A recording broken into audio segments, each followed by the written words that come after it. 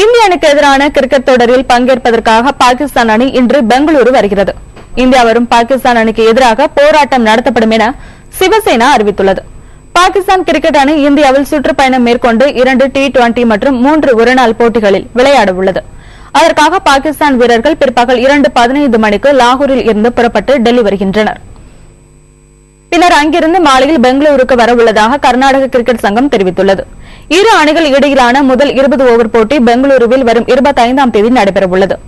India Pakistan அணிகள் இடையே 5 ஆண்டுகளுக்கு பிறகு தற்போது முதன்முறையாக கிரிக்கெட் தொடர் நடத்தப்படுகிறது. மும்பை தாக்குதல் சம்பவத்தை தொடர்ந்து இரு அணிகள் இடையே கிரிக்கெட் தொடர் நடத்தப்படவில்லை.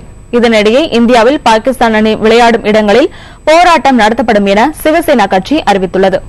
தீவிரவாத நடவடிக்கைகளை அந்த நாடு கைவிடாததால் கண்டன போராட்டம் நடத்தப்போவதாக சிவசேனா கட்சியின் மூத்த தலைவர் மனோகர் ஜோஷி தெரிவித்துள்ளார்.